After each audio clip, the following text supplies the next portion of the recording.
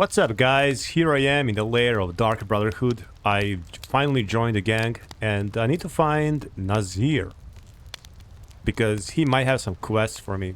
Is this the guy? He is. I'm still new here actually, so I had to find my way around. So you're the newest member of our dwindling, dysfunctional little family. I've heard quite a bit about you. Is this a vanilla voice over or a mod? Pleasure to meet you. Save the niceties for now. I have no intention of getting invested in someone who may be dead tomorrow. If you're still breathing in a few weeks, I'm sure we'll be the best of friends. It's so strange. Astrid said you have some work for me. Did she now? Well, as it turns out, there are a few lingering contracts we haven't had the chance to complete just yet. And more, dribbling in from time to time. I'll assign them to you as they become available, to be completed at your leisure. Yeah. It is. These aren't particularly glamorous assassinations, I'll be honest.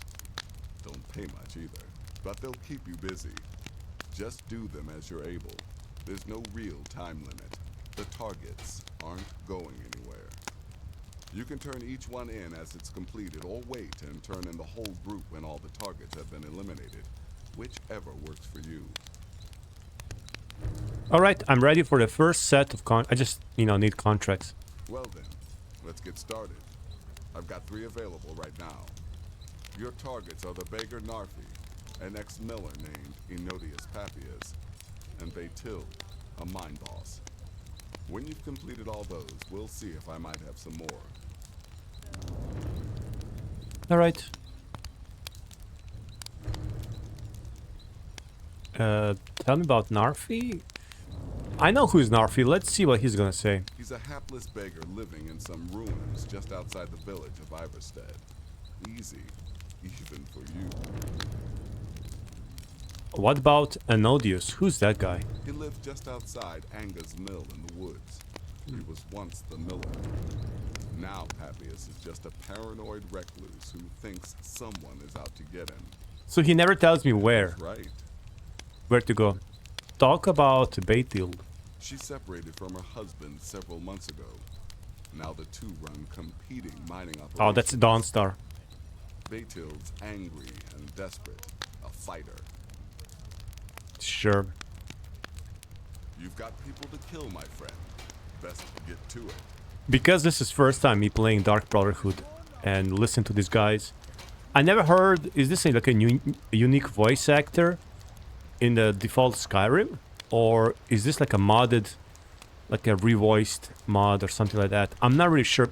I'm asking because I know that there are some mods that overdub or revoice some of the main characters. I know, for example, in Alpine, Lydia is revoiced, at least in previous versions. I'm gonna check. And there are more and more of those things, like just making them, more unique. Actually, the one for Lydia, I haven't played much around, but when you get assigned Lydia, I just listened to a few lines of dialogue, and they gave her more personality. It was really, really good, actually. I was surprised. I didn't expect that. When she started talking, I was like, what? What's this?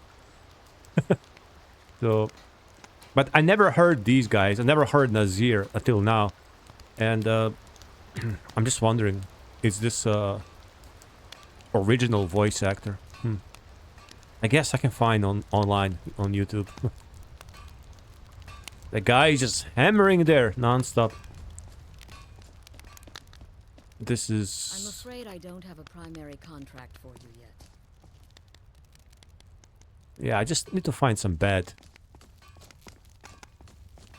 Yeah. 8:38, yeah, let's sleep till the morning.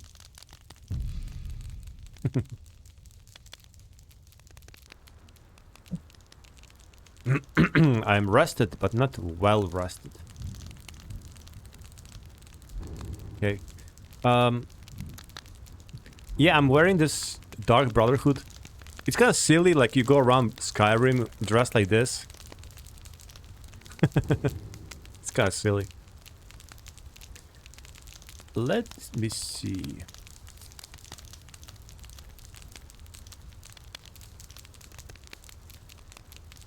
I guess I have to, you know, level up some skills. We'll see.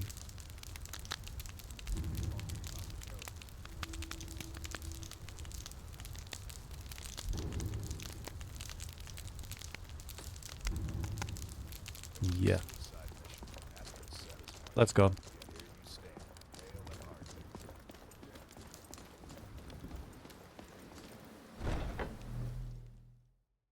Sam Gawain. That's Sam Gawain. That's Sanguine, yeah.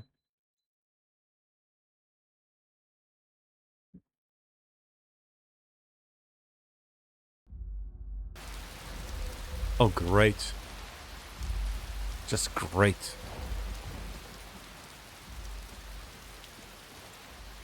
Anyways, we're gonna walk. Let me see, where do I have to go?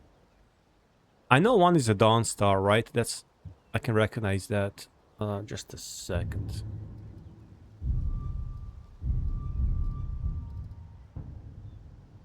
Alright, this is Dawn Star, yep. Oh, Anodius Papius. I'm gonna have to check here. And who else?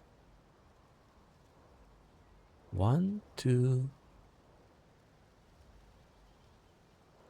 This is me? Oh, here. Oh yeah, obviously Narfi. So, sure. We can go to Iverstead to get Narfi and then go up. I guess we can do that.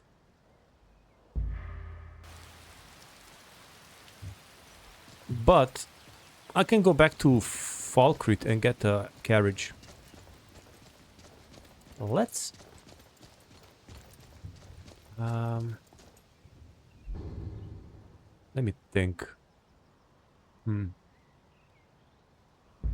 Let's just walk right now. I'm not in a rush. I'm not in a rush. Actually, I want to share a couple of things. I was out a few days because I didn't feel good. So I didn't feel good enough to record. So I took a little break and I took the chance to write some script. I was... I'm preparing a video for this channel. And I also have a plan for the Skyrim essay for the main channel. So, something to keep me busy, I guess. Nothing serious. And for this video for this channel here, I'm actually planning to do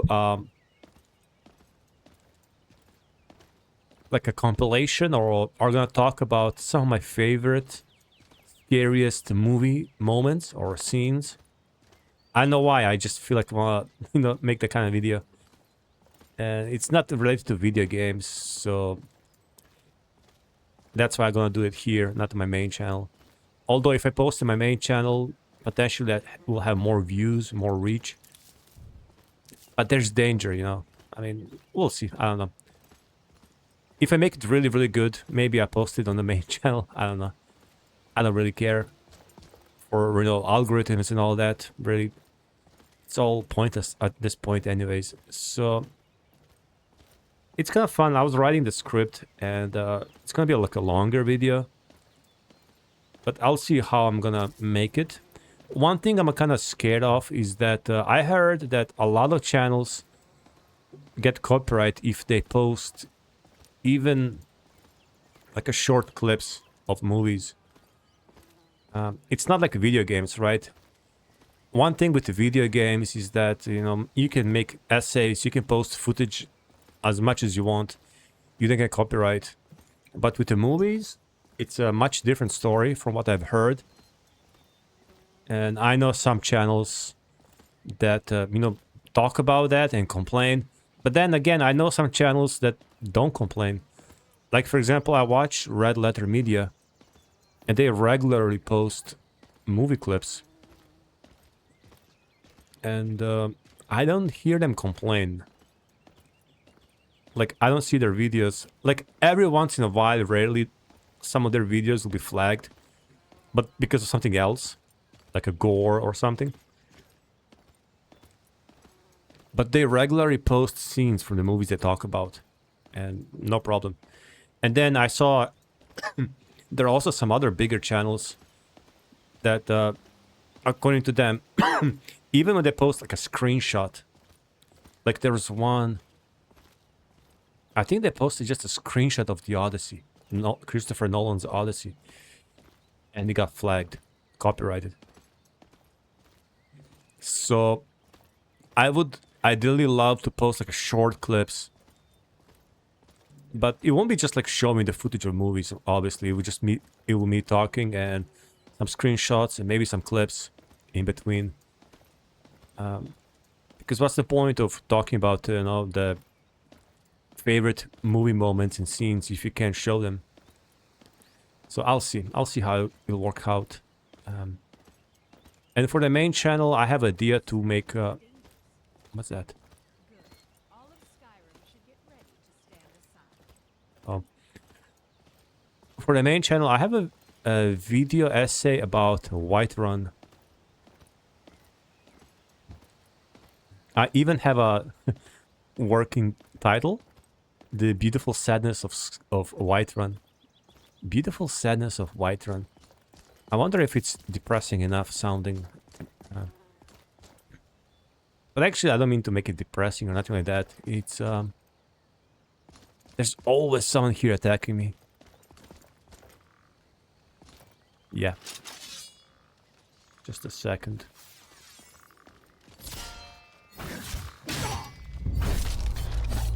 That's the last of them.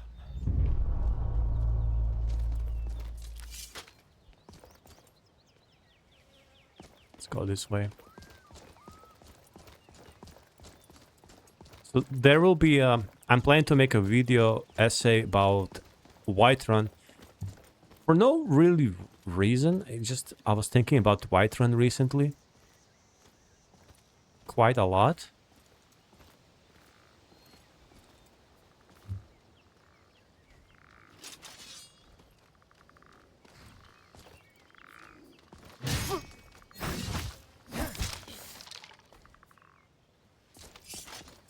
I want to go here by the lake.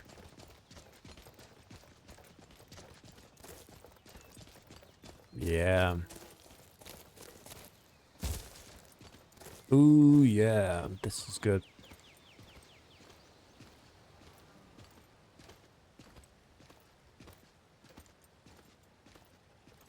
And I haven't yet started to write about the script, so I'm not really sure exactly what direction I'm gonna go. But I have this like a overarching general idea about Whiterun. So let me go a little bit back. My first Skyrim video essay was Mortal Gothic, where I kind of talk about the town of Mortal, but it was actually the main theme was the Immortal Blood book, which was back then I really loved it. It was one of my favorite lore books or stories in game. Oh my god.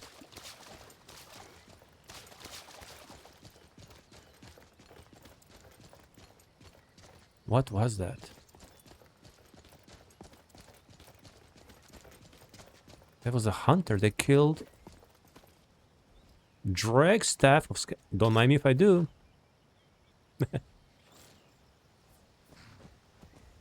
Man, the hunter killed Apprentice Ice Mage.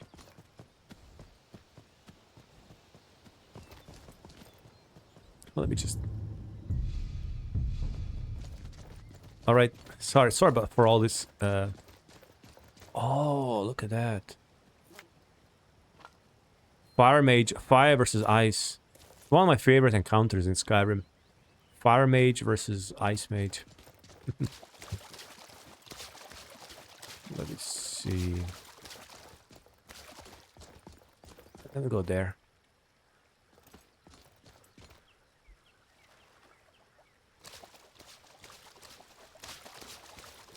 I just love this area.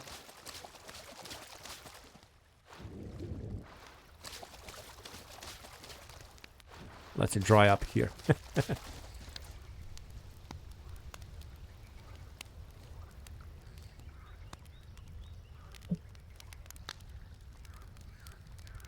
Oh, she's fishing. Is that a hunter again? Is that his horse, Dad? No. Or he killed a wolf. I've been hunting and fishing in these parts for years. Good on you. So like I was saying, like one of my first videos, the first Skyrim essay was on the Mortal Gothic, inspired by the Mortal Blood, and I was just very inspired by this idea of how Mortal, you know, has this creepy atmosphere. It's kind of Gothic. I named it Mortal Gothic to contrast with the Southern Gothic, right? So it has a certain aesthetic, like a Nordic horror. And there was this, you know, the creepy quest with the, you know, the ghost and the vampire master nearby. Morwen. What's his name? Morwen. And, you know, his story is explained in Immortal Blood. And it's a very good story, actually. Very kind of creepy. But I really like it.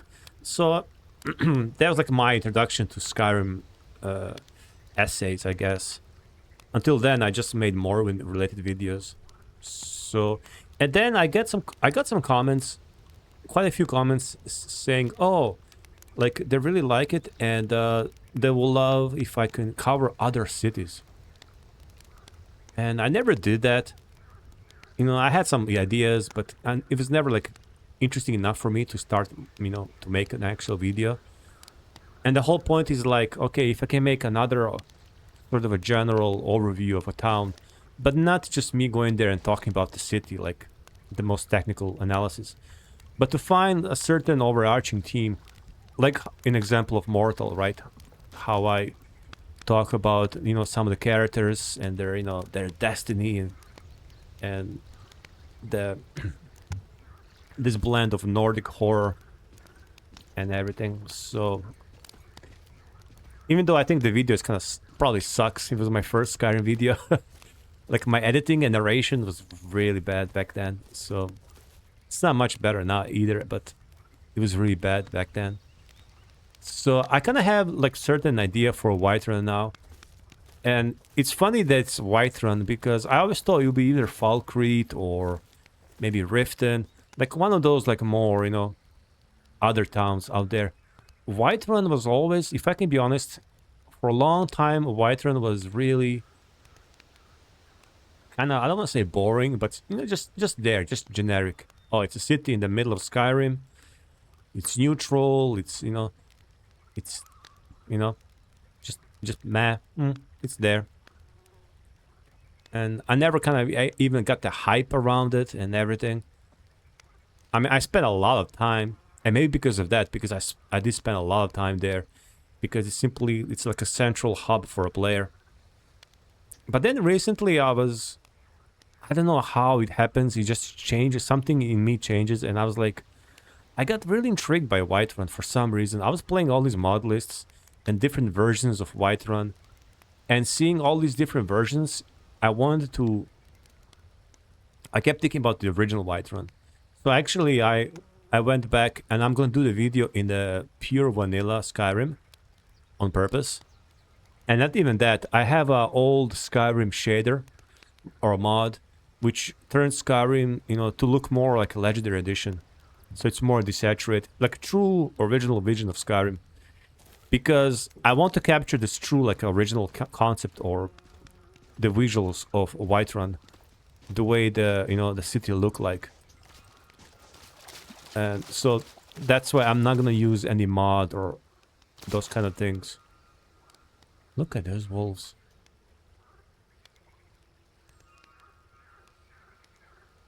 And the overarching idea for Whiterun is it's kind of weird.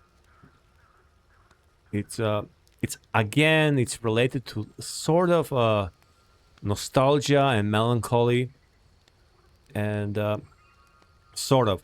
But the main idea that I have for a long time, but didn't know how to kind of like verbalize, is that every time I go to Whiterun, and I mentioned this in the essay about the companions and Silverhand, and I talk a little bit about the history of Whiterun, it's that when you're like within the walls in the Whiterun, I kind of feel like there's this sense of timelessness, like a living past.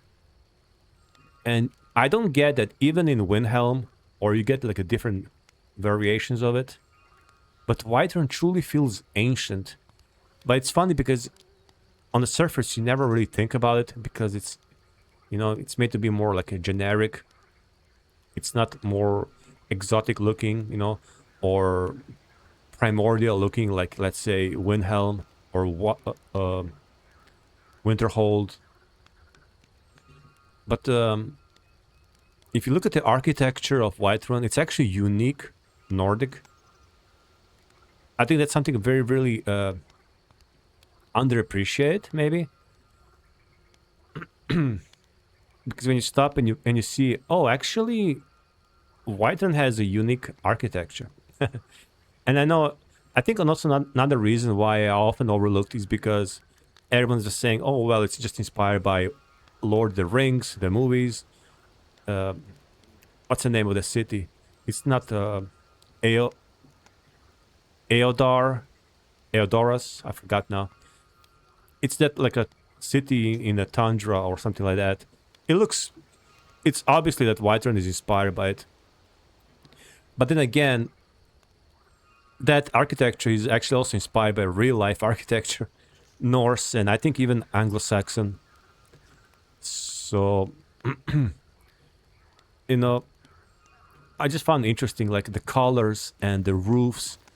How, for example, the roofs are like yellow, and the kind of the shape and the color, they resemble birds, like bird wings or feathers, especially if you look from above. And it seems very random, but then you think about, oh, but, well, Whiterun is basically, you know, Kind's dominion, and Kind, her animal is a falcon, and there's literally the shrine or the monument to, you know, in the shape of the falcon. So it's not a coincidence that, you know, the roofs, the buildings kind of emulate this bird-like concept with the roof tiles that look like bird wings. And, you know, the more you think about it, the more you find these like little details, which is also why I want to like focus on especially on the vanilla Skyrim, you know. So I don't want any mod to interfere with that.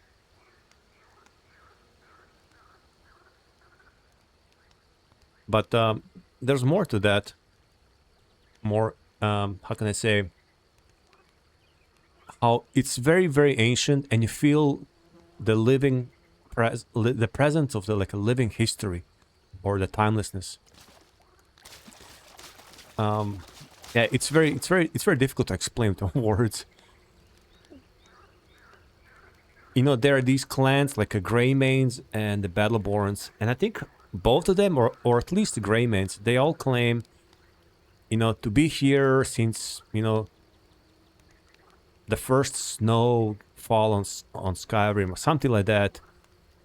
And I think they legitimately claim origin from Atmorans, from those companions, right? The first, or those, maybe not the first wave of Atmorans, but basically from Atmorans, which means they are there for like thousands of years, like about 4,000 years. And just to imagine that there's a clan that settled and lived in the same city for 4,000 years. Continuous history. It's kind of amazing, actually. Because if you transfer, you know, if you reimagine that in our own history, it's kind of almost impossible. And especially in the case of Greymanes, because, you know, they're supposed to have, all of them that have white hair. And even the young members, right? It's kind of like their genetic trait. And it's in their clan name, Greymanes. And if it's in their clan name, that means it's been here for a while. It's not recent. And then you think about, well, how did they manage to preserve this gene, if you want to call it that way, for thousands of years? So there's a sense of, like, again, like I said, like living timelessness. Like these gray mains, they're literally like kind of like a frozen in time. Not literally, but more like a metaphorically, I guess. It's just, I don't know, it's kind of strange, like living history, right? Living continuous history, because even Windhelm and the other cities, like they claim to be old, but you know, something happened and things change.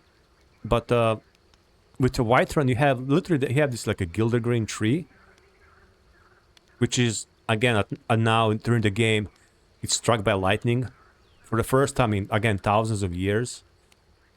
And this Gildergreen is the offspring of Eldergleam, this truly prehistoric, primordial, you know, divine entity that took a form of a tree that's also sacred to Kine.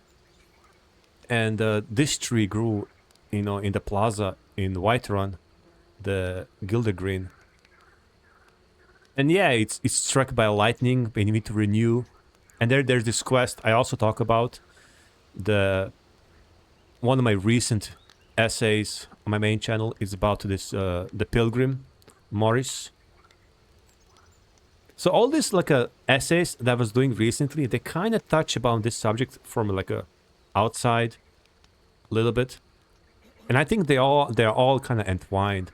They're all entangled in this story. And I don't even think developers sat down, or the writers, I don't think they sat down, they're like, oh yeah, let's write down this really complex, you know, mythopoetic, metaphysical, historical, you know, astrotheology kind of thing. Like, it's all connected, it's very deep. I think it just happened, you know, it just call it a coincidence, whatever. And you know, the gray mains and the Gildergreen tree that we have to renew, and there's this quest that I talk about, and we have an option, and it shows how Whiterun is sort of a micro universe, I guess, if you want to say that, of an entire province. And what happens in Whiterun, it's kind of reflected on a higher level through a Skyrim, which is why Whiterun is sort of neutral, but it's kind of divided. And you have clear influences from Imperials, and you have this really, really ancient and old Skyrim Nord elements, right? Symbolized obviously in the Greymanes and Battleborns, where Battleborns are this like a more like corrupted element, opportunistic. You know, I really don't like them, even though I'm actually overall I'm a pro-Empire. But it's not really black and white. You know, there's no good and bad. It's so this quest for the Gildergreen, where we have a choice, we can either kind of cut the tree, right, and sort of desecrate the nature, and we attack by Spriggans. But it's more aligned to Danica Purespring's original intention. And I think Danica represents in this quest more imperial approach, even though she's a Nord and priestess. Like, she's very pragmatic. And then you have Morris, who is, you know, interestingly enough, he's a Breton, not even a Nord. And he has this sort of a revelation once we enter the cave and he sees Eldergleam.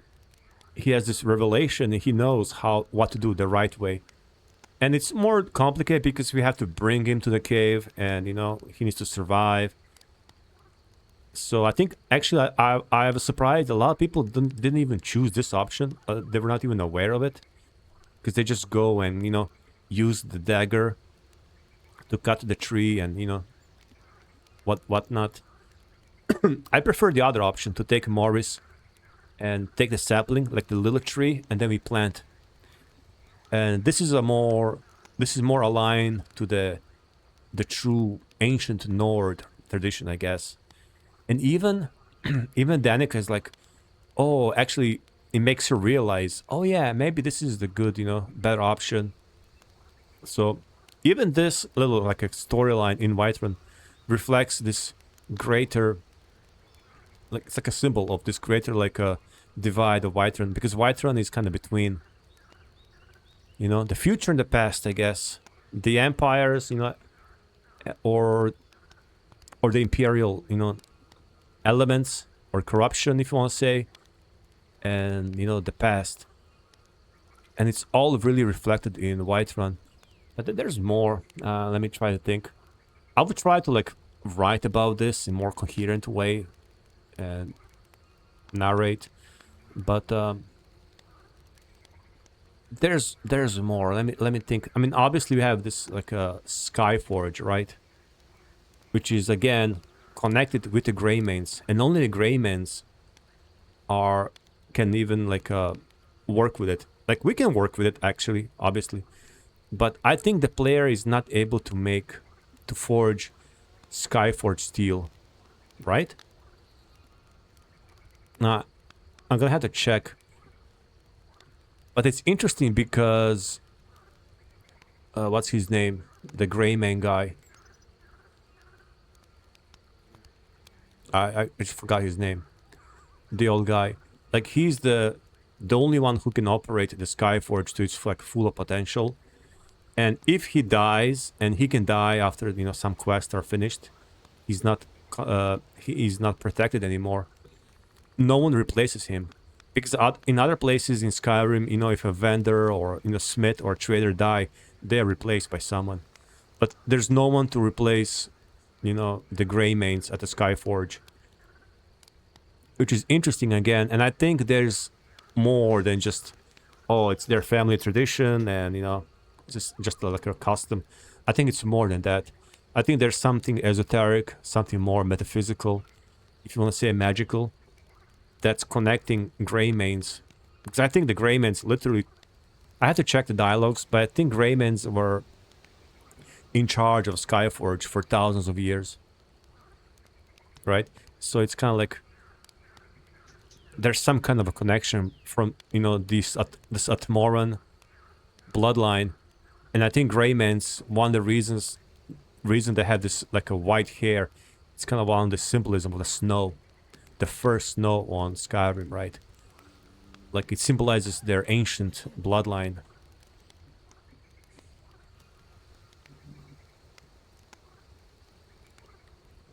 But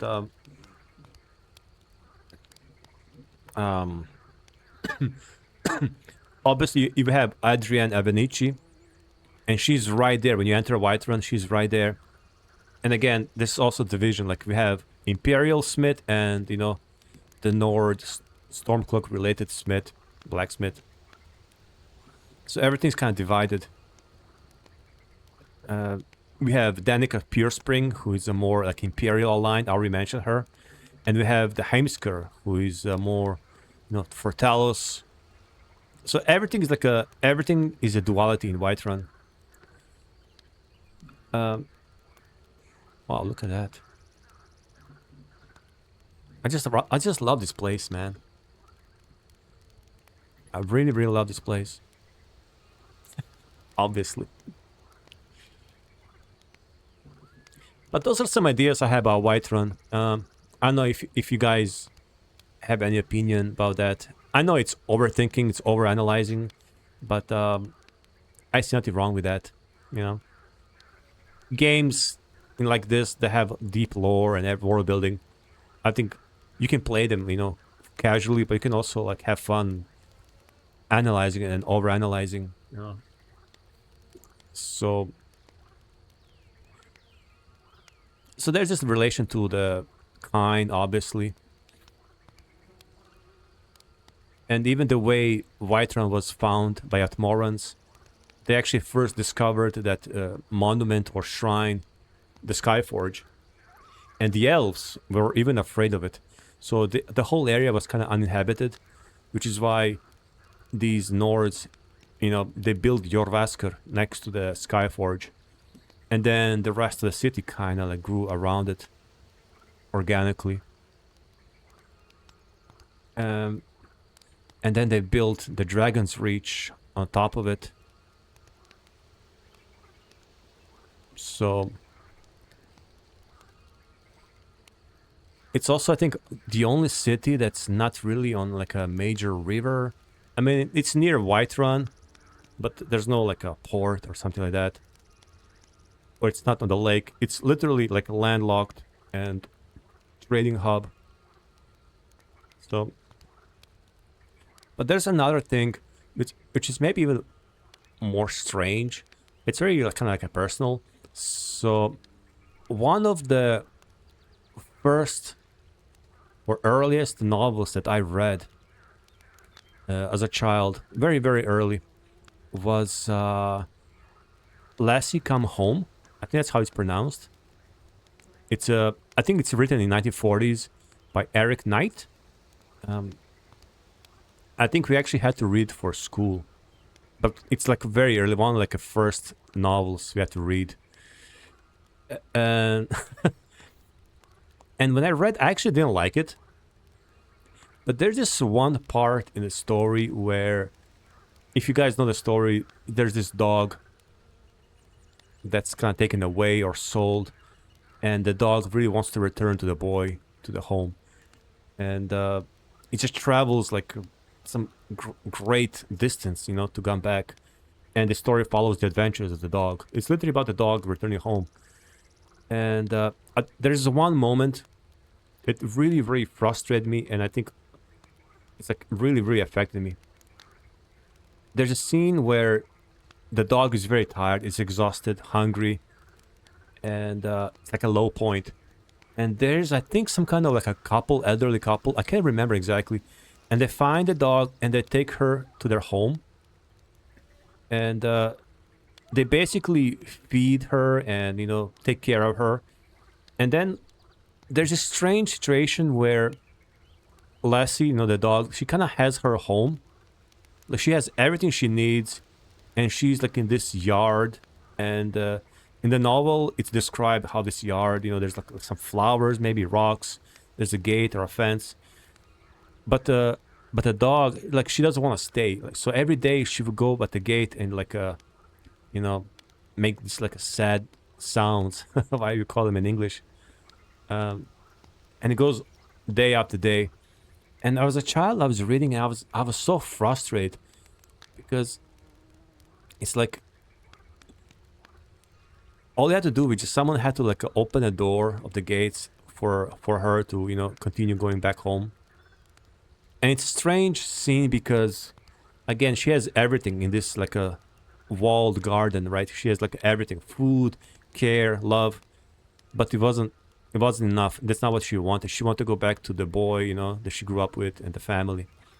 And eventually this couple, they realized what's going on and they let her go. And this scene really, really frustrated me and stressed me as a child, and I didn't like it. And the reason I'm talking about this is because when I'm in the Whiterun, for some reason, when I'm walking around, just the environment, the colors, it really reminds me. Like, this is what I told you now about this, you know, the novel that I read. I'm telling you, this is like 30 years ago or more. I spent decades not even thinking about it. I totally forgot. And suddenly my brain remembered it. Literally, when I was in Whiterun, my brain associated Whiterun, or the interior of Whiterun, with this particular part of the novel. And it happened like almost like a subconscious level. I couldn't even think about like what's going on. I just thought it's strange. But so often, like, I play games, you know, like Skyrim, Morrowind, and my mind will make this weird association for something that happened years ago, I read or I saw or I experienced. And there are these like weird associations that, you know, that happen really subconsciously because you don't think about it. So I was thinking, like, why is my brain connecting these dots that are completely unrelated? And then I was thinking, like, well, it happens inside the Whiterun. And I think that's like kind of my interpretation, is that Whiterun is meant to be like this safe place, and it's also guarded, it's gated. Like even when we approach Whiterun for the first time, the guard stops us like, oh wait, you know, you cannot go inside. Which all kind of tells us subconsciously, oh, this is a safe place. Like once you're inside, you're safe. And the whole purpose of Whiterun is to be like this safe central hub for a player. And you go inside and there are these children running around. There are flowers, there are walls all around. And there's this melancholic music, right? The streets of Whiterun playing. We all remember. And we spend so much time there. But if you think about it, it's still the beginning of the story. And you know, the player, you have to move on. You know, if you're gonna do the main story, you have to like travel all across or whatever. You don't stay in Whiterun, you have to move on. It's safe, you had everything you want there. You know, so many traders. And I think it kind of my mind, because I was so, really, I'm telling you, when I was a child, when I read that story, I was, you know, really, really stressed and frustrated. It really annoyed me. Like, I can't even explain to you how much. And I think my mind kind of like suppressed that memory. And for some reason, it was activated in Whiterun out of all places. For some reason, the colors of the roofs, it's how I imagined that yard in the story to be like. Which I think the story is set in England, in Britain, in northern Britain. And maybe the way it was described, it's similar. I don't know, I don't remember. I haven't read it in many years. But that's kind of how I imagined, visualize it. It's like this, I guess, Anglo-Saxon, British countryside, you know. And if you think about the vanilla Skyrim, especially Whiterun, there is something very, to me at least, it's kind of like a British, Scottish maybe, with the color palettes and everything. It's, I mean, it's obviously inspired by, you know, the Scandinavian, you know, Viking, Norse, whatever you call aesthetic. But there's also something, you know, like a British countryside about it, if that makes sense. So, it's getting dark. So this hunter is always stays here. So I'm just giving you one example how human mind can work in really mysterious ways. And all these things that were, you know, I was thinking about, that kind of inspired me to, maybe I should make a video. So I don't know how can I, you know, conceptualize and verbalize all of that in a coherent script. Maybe I won't even do it, who cares, because I just kind of retold all the story. But it's weird how recently, like, I'm really more interested in these kind of essays, which deal more with memories and nostalgia and melancholy, anemoia, and those kind of things. And I think people are more interested in different things, like something more cheerful and fun. But as always, I'm just doing really things I like.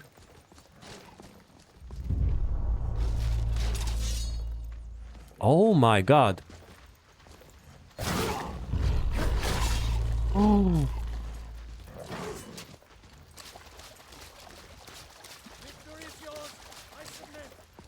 Black saber cats, really? Wait. This requires something better?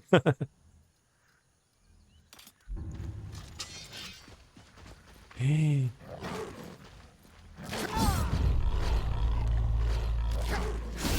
No way.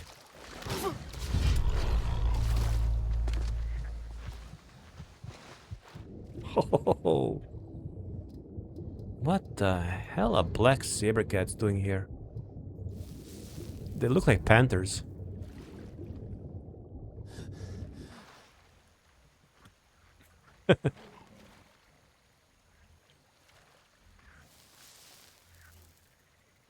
Yeah, they're too strong for me.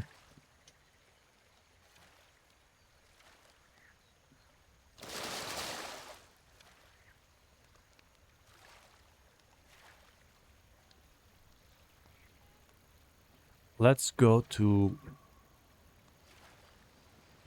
Whiterun.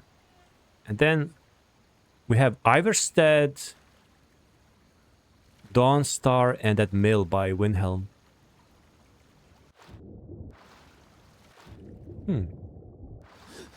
I think the one in Dawnstar will be trickiest to assassinate. Let's see.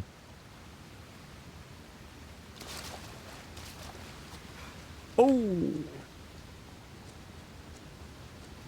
Sabercats are one of my least favorite enemies because they're so fast and strong, and like when they attack they have this like fast animation. Like they finish you in seconds, man. Let's get out of here. We have things to do. You know what? Yeah, I do have it. Good.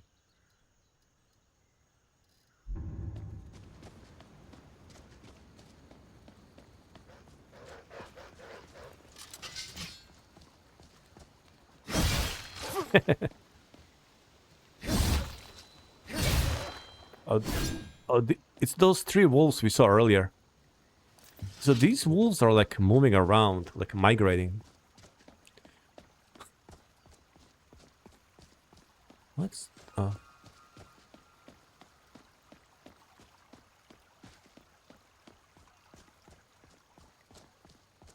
Let's go. Wow, look at that.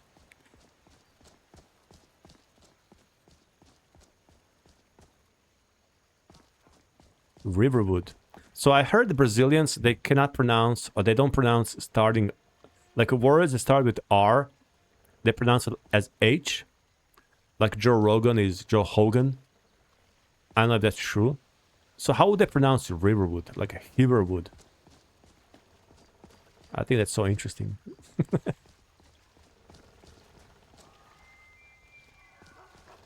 Should we just go to Whiterun and... You know what? There's this road here. Yeah. Let's get this road north of Whiterun. And then we can go through here. I don't think I ever explored this area. And killed an odious Papius. Yeah. And then we can visit my favorite Vigilance on the way up to Dawnstar. It's gonna be tricky though. It's gonna be tricky.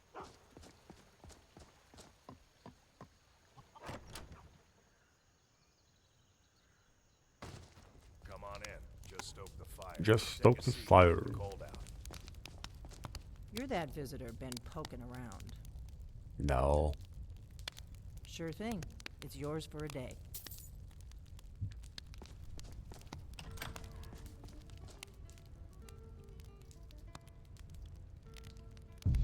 I prefer traveling at daytime.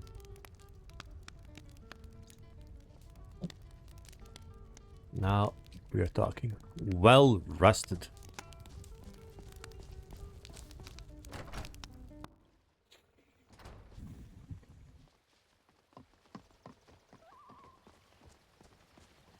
I'll just wear the Dark Brotherhood uniform. I don't care.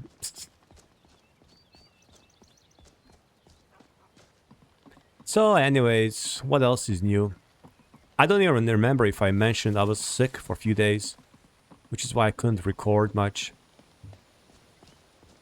And it was weird stuff. I was just fatigued as normal, but then I was throwing up a lot. Like yesterday I threw up everything.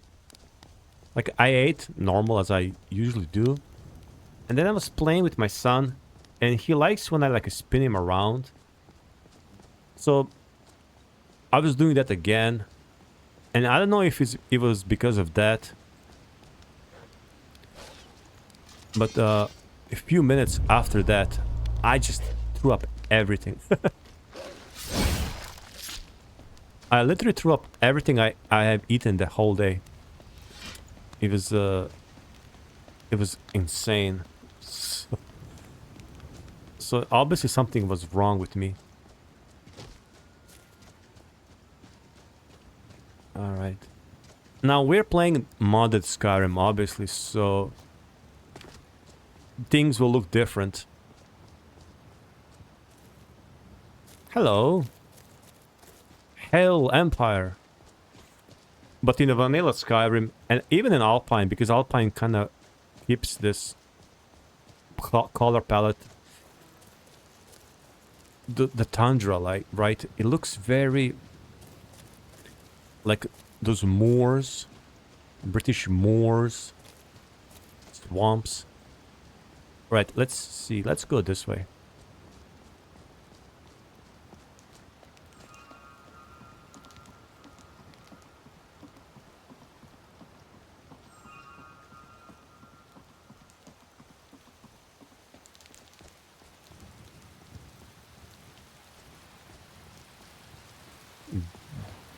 Just great. Actually, I think we're gonna meet Cicero here, right?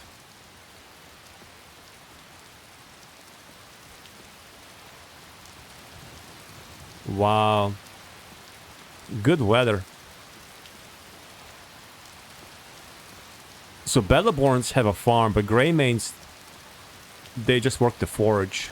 They don't have a farm. Let me just... So Battleborns are like, they have this income, but what's the source of income for the Greymanes?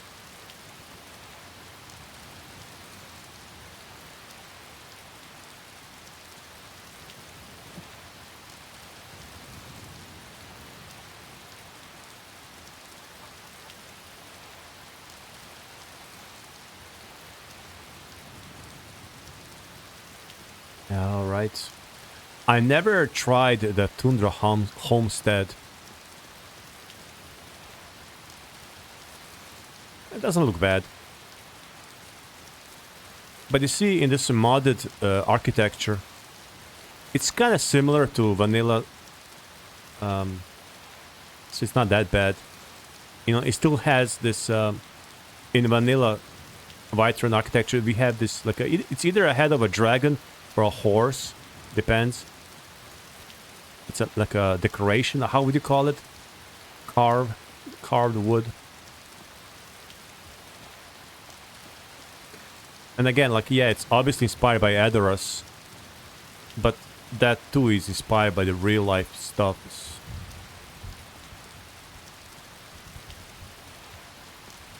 Let's meet Cicero. Yeah, the story I told about, you know, the less you come home, or whatever it's called.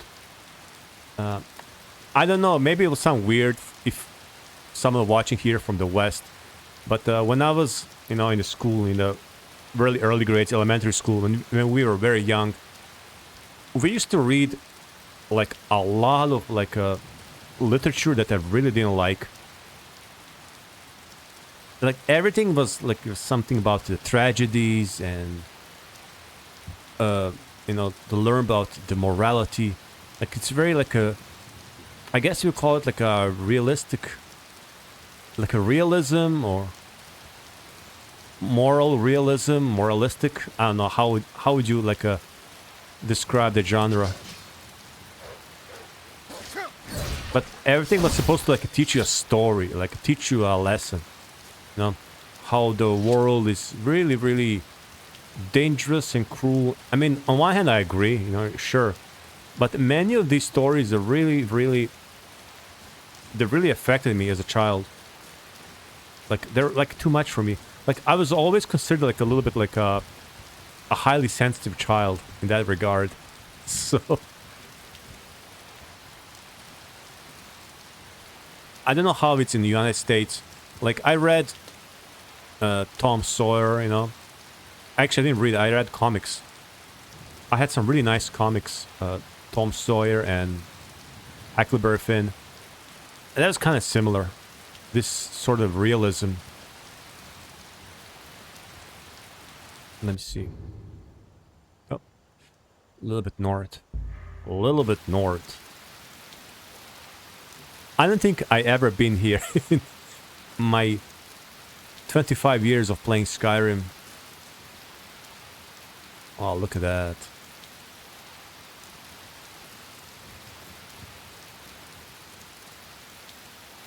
Hmm.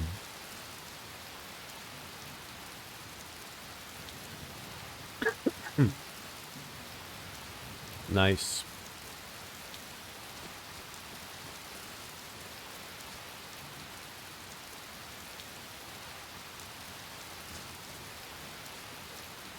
Wait, what is this?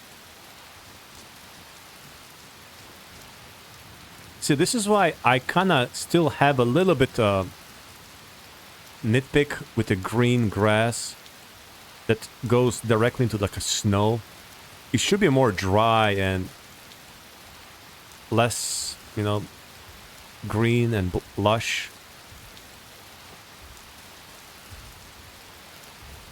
It's still much better than the previous version of Nordic Souls.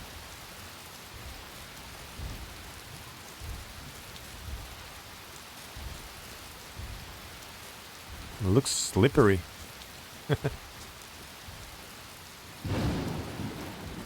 Bro, this part of Skyrim is one of the least traveled, least explored. See? It's kind of unnatural. I mean... And now we are in the winter frozen wonderland. Oh well. Korvanjud discovered. And also, you know, if you're here, this is a danger zone.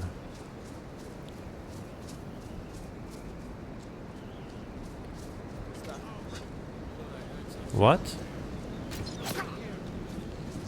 Why do you do this? Why do you do this? Should I try one hand? Drag staff. Wow, we have a drag staff, but you cannot summon the drag.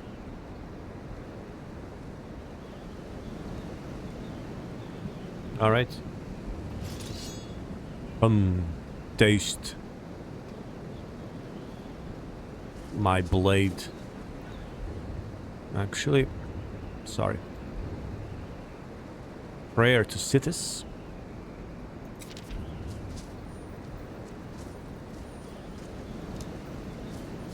This is how I roll. Is this the place where we go for the civil war? I kind of recognize the stairs going down. Is this the civil war place? Barbarian.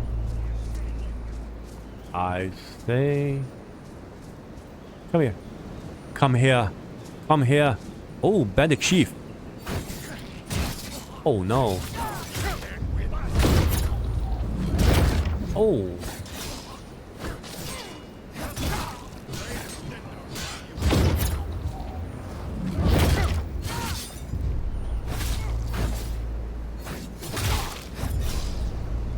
Ooh.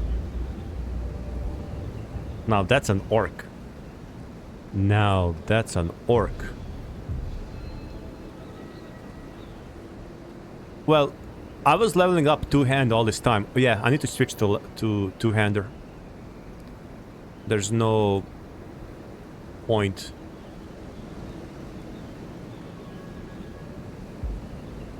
Recovery? Yes. Wait. Let me get my big toy out. There you go.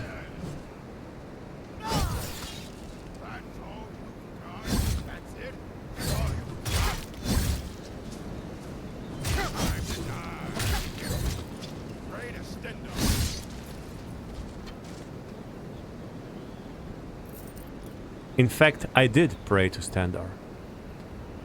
Alright.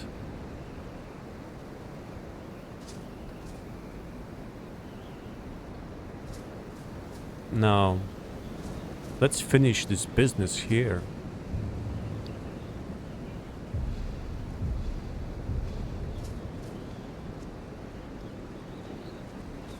Down.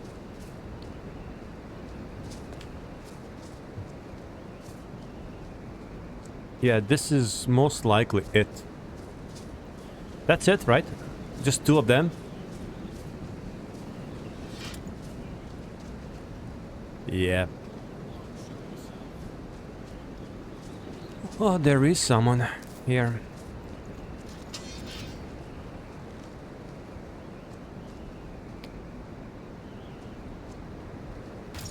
Oh.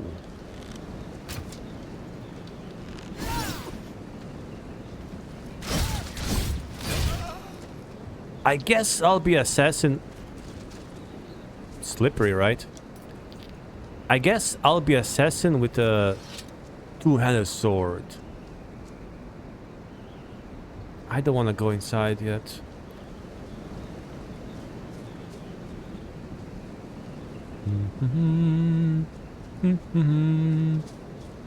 Alright. I need to go to the farm to see how these assassinations work. And you know, if I get arrested, I guess I am arrested. Here.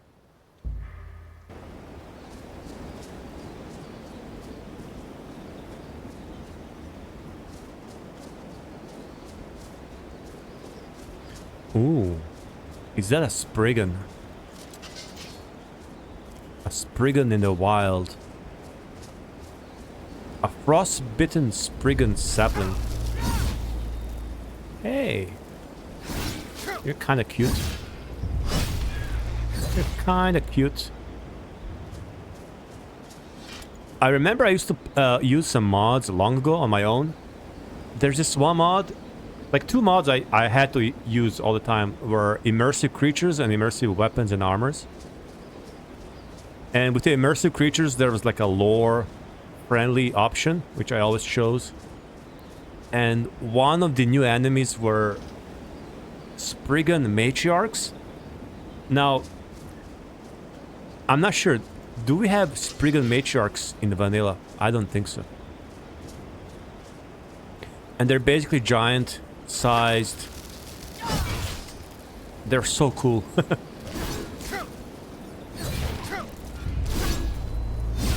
Oh.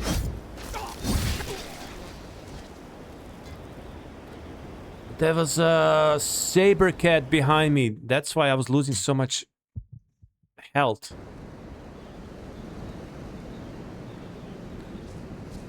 Those freaking saber cats, I'm telling you, man.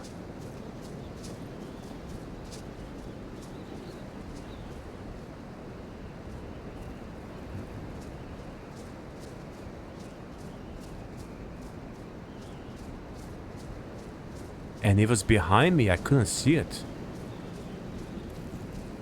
Shrouded Grove. Wake up.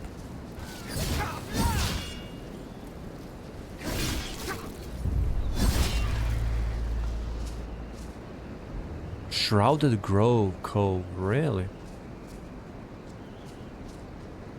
What's inside?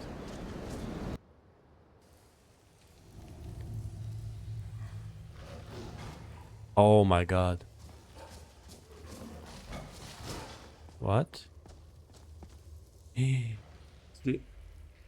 don't like these things, man.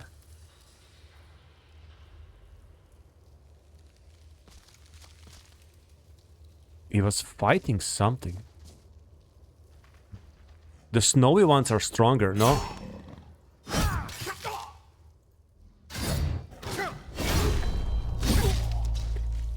I stand no chance against these. This is what I was trying to see, like, yeah.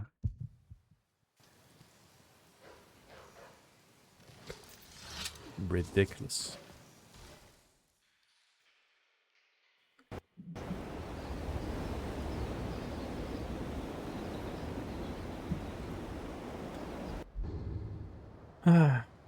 Okay, turn left and straight. Find the water.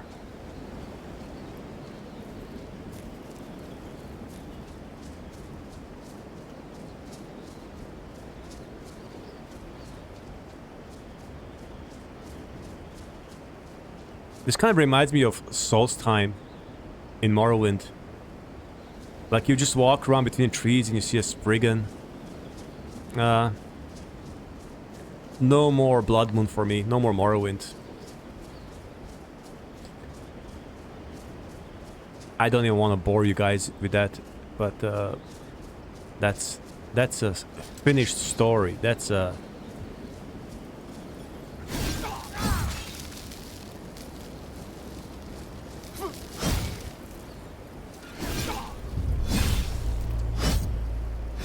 wow, look at this one.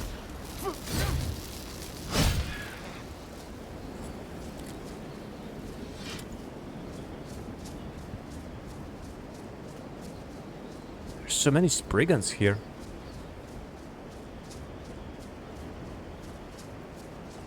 So what do we have here? Eh? What? You! Stay away from Frostholm! What?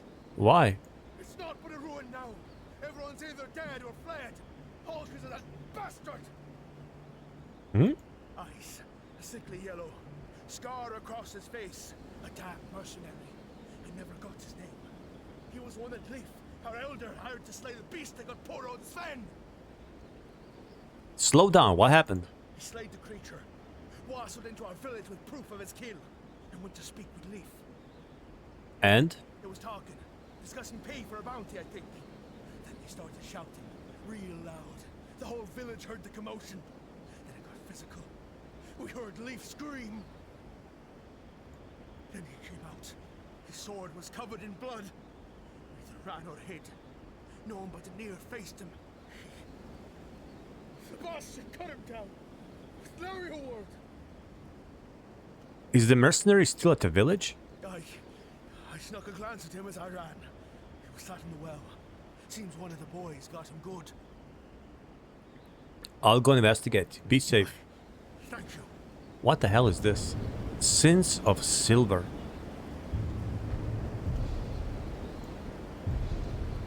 Investigate Frostholm and the mercenary. What? I don't even know what mod is this. What? There's a village here?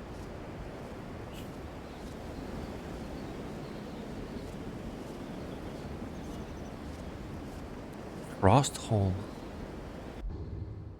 It's right here. How lovely.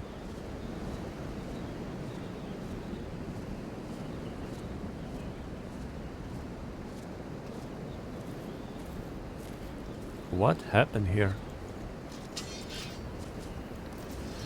There's the mercenary arm. Einar. She. All right.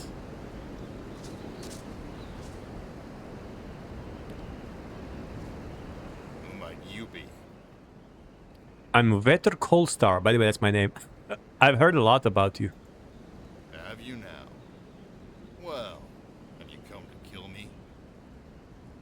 Not yet. Let's talk first. Fine. Ask your questions. What happened here? I think you already know the half of it. I killed the beast, took its pelt as proof of my kill, and returned to Frostholm. When I asked to see the Elder for my pay, all of these inbred peasants said the same thing. Oh, he's out hunting. He won't be back for many days. I called horse shite and barged into his house. What do you know? I found him, hale and hearty, reading some book. So you kill him for hiding from you? No, I demanded for my pay.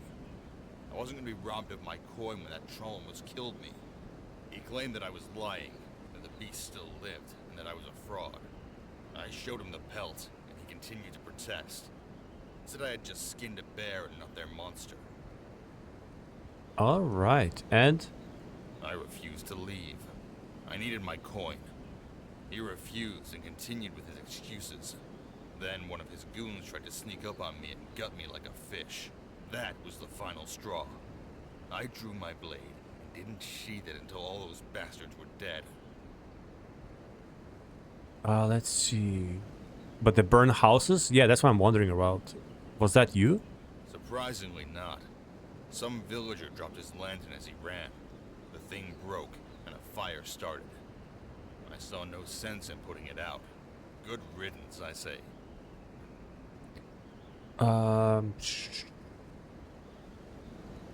They tried to kill you. How did you survive? I heard him draw his dagger, and I turned around just in time. Barely missed my throat being slit right open. A villager told me that you killed Einar, a man who protested your murder. He was probably gonna try to kill me, as soon as I turned my back to him, just as the others did. It was self-defense. Besides, he had it coming. He was one of the bastards that covered for the Elder. He was in on the ploy, I'm telling you. If I let you live, where will you go? Bold of you to assume that my life relies on your whims. Regardless, I'll continue my work. This won't stop me. You know what? There's no point in killing you. Goodbye. Huh. That's not how I thought this would end. Thanks. I don't have anything to give you, but check the Elder's house. I didn't take anything except what I was owed.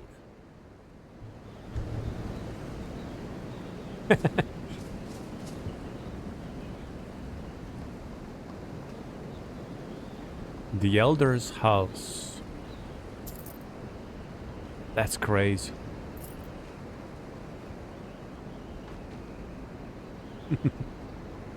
The Elder's house.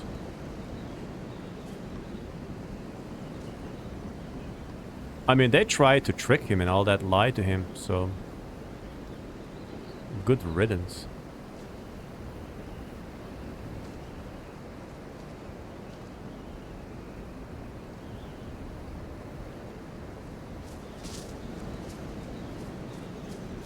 Let's see here. I can sleep here.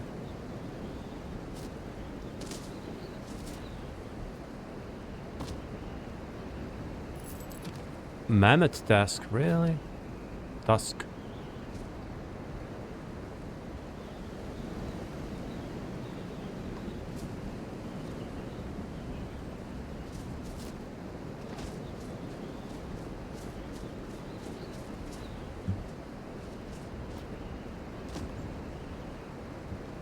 That's it? Wow. Let me see the villager outside. What's he gonna say?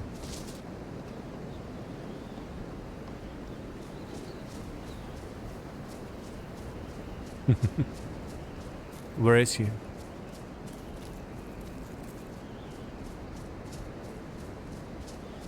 What a strange encounter.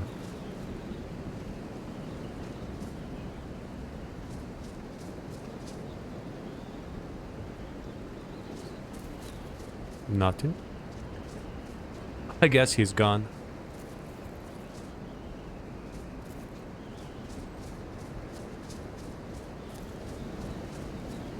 I mean...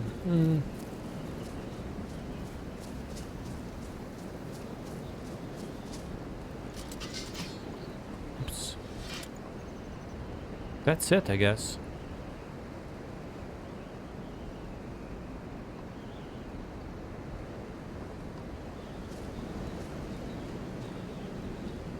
Now, I need to go find a farm.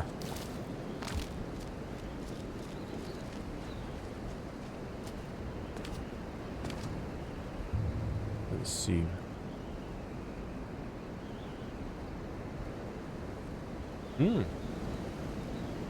Find the Elder's valuables. Okay. I guess I haven't found the Elder's valuables yet.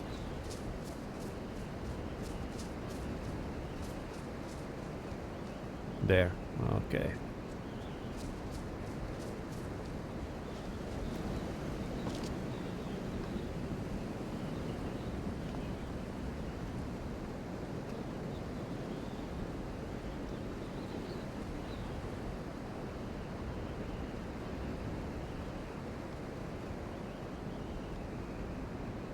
Where?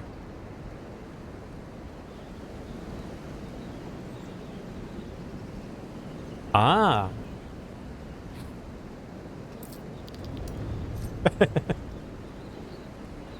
Completed.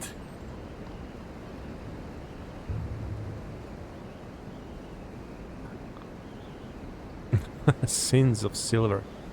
Okay.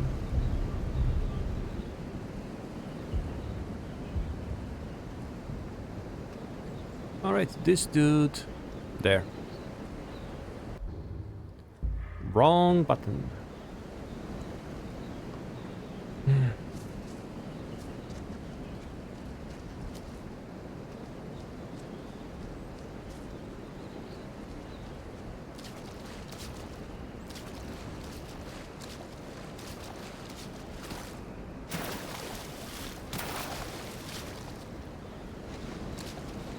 Man, this area will be so difficult on the survival.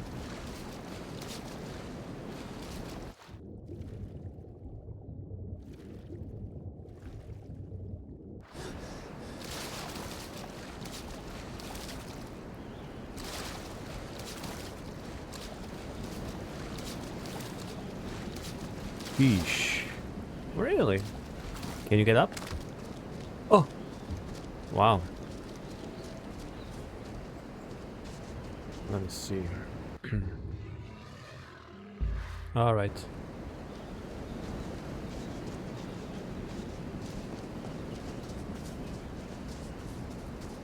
Pam param, pam param. I remember playing the Morag Tong in the Tamriel Rebuild. That was fun. Actually, was it Tamriel Rebuilt? No, I joined them in the Vivek on the Wardenfell. Yeah, that's right. And I started doing the quest. It was fun, really, actually. Just going around and...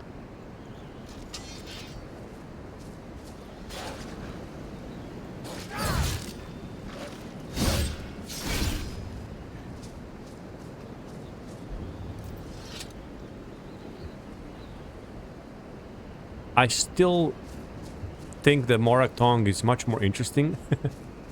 Lore-wise and everything. Like, the way they work.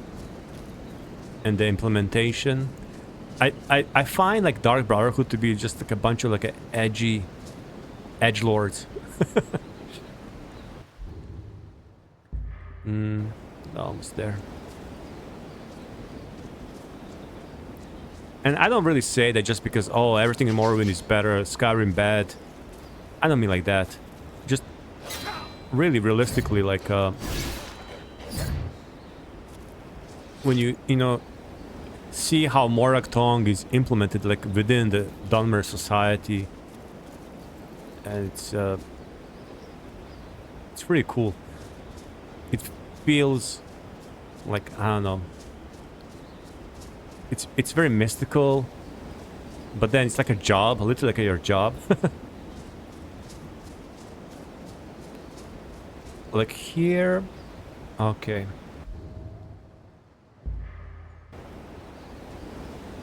I mean, Dark Brotherhood is also supposed to be mystical because, you know, the Night Mother. I'm still have to see Night Mother and Cicero. So let's see. Actually, let's not judge. Let's see how it is.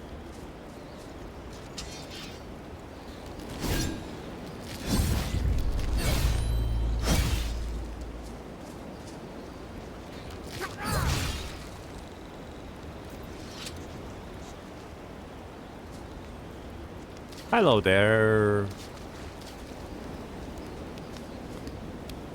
Oh. Don't move. Wait. Bum bum bum.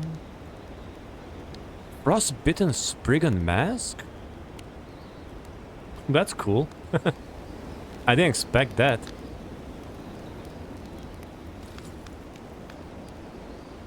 This is my murderous outfit. Just a second.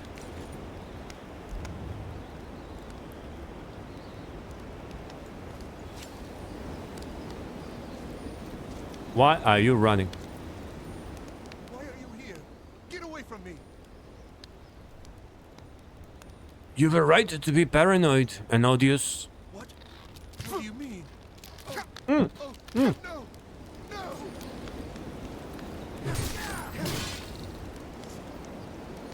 By the gods, somebody help me! Aye, aye.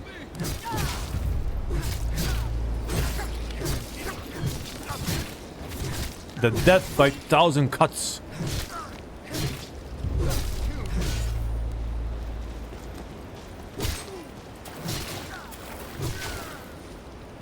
The death by 1,000 cuts.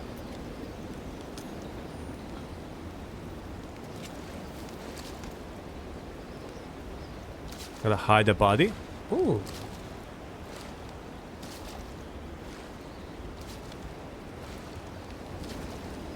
There you go. Who is this? Hmm.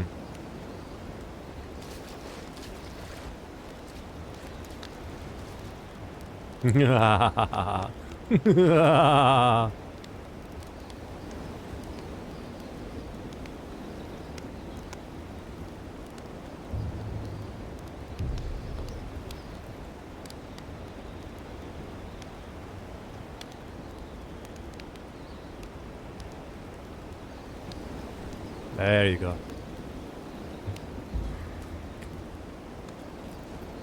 I'm not gonna report to Nazir. I'm gonna get all 3 of them before I do that.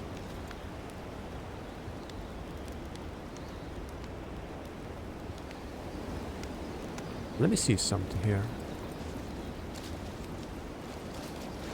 Looks like something is hiding here.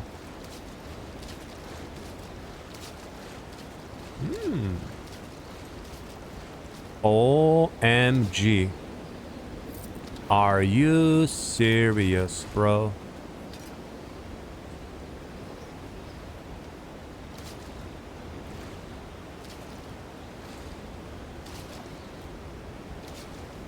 Wow.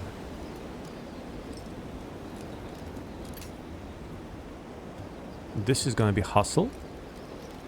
Oh. Ah. Okay.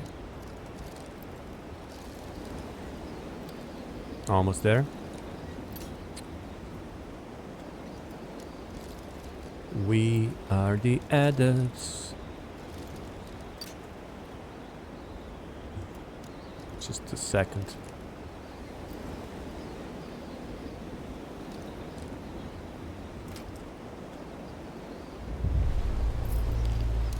Ring of the Minor Assassin. Oh, but I want to be Major Assassin. Let's see.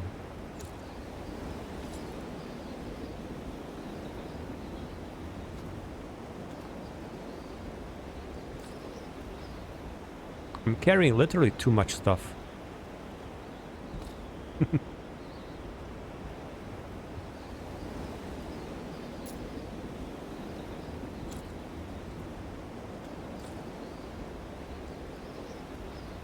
Wait. Dirty common horse saddle. Can I take it off? No. What? Okay. Why can't I get rid of it? You cannot drop.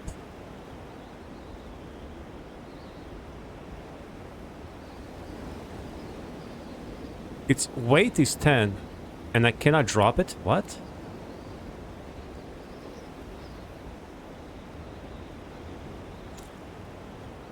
Unbelievable.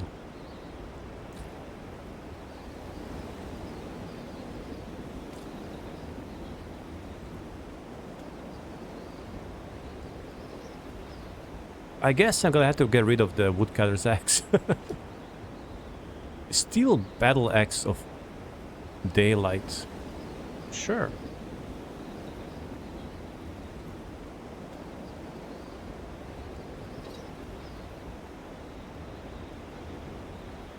I like the crossbow. I'm gonna keep it. All right. That's good.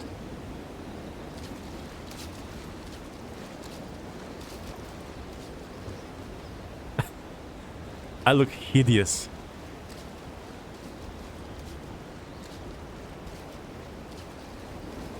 Absolutely hideous.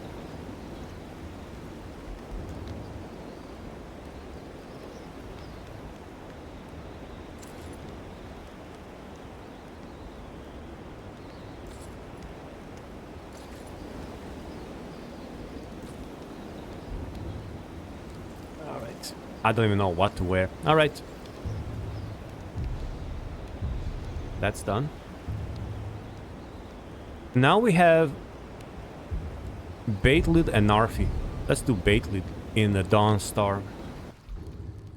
So to get to Dawnstar, we can actually go to Windhelm and travel. Let's do like that.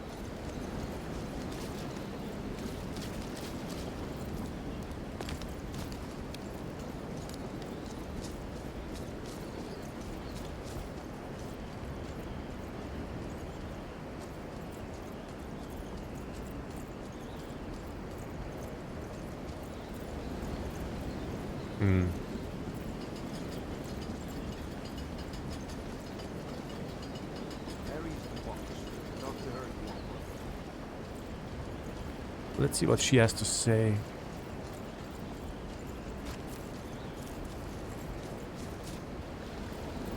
If you're one of the Jarl's men, you'll get your lumber. Anga's mill pays its debts. One of Jarl's men? Sorry, I thought Skald the Elder sent you. We've got an order to fill, and he's not known for patience. Look, if you're heading towards Dawnstar anytime soon, can you give the Jarl this note? Let him know he'll get his lumber. Mm-hmm. Thanks. Aye. Actually, let me ask her. Around the mills, I'm a busy woman. What is it? Super busy. Are you in charge of Anga's mill? That I am. My father left it to me after he died in the Great War against the elves. I don't care what's going on in the world. Rebellion, dragons awakening. The mill is enough trouble for me to worry about. Yeah. Very pragmatic. All right then. What's the note saying? Anga's mill will be supplying all the lumber as per your instructions.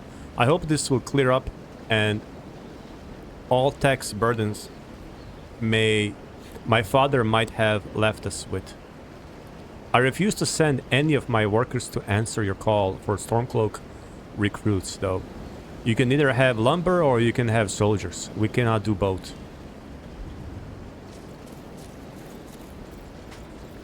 The hell? My jihad. Okay.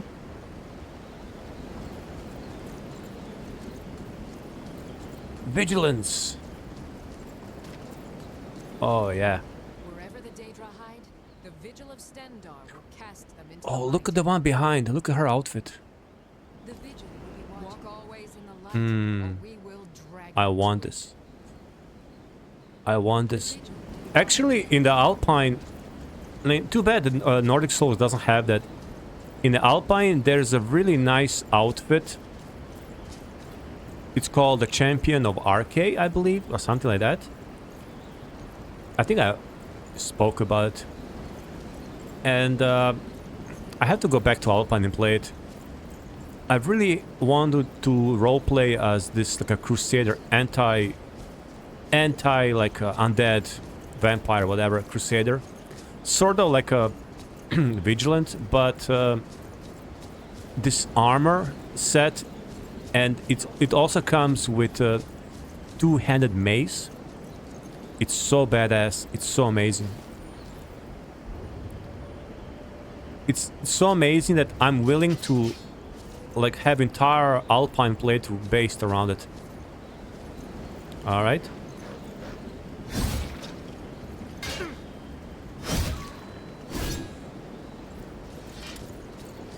But for that, I'm gonna have to play Alpine, which I will. Alright, Windhelm, we're gonna get the carriage to Dawnstar. And I was actually thinking about Bruma, beyond Skyrim. I've been there for a couple of minutes. I found a secret passage. I've been thinking to go there and explore Cyrodiil a little bit.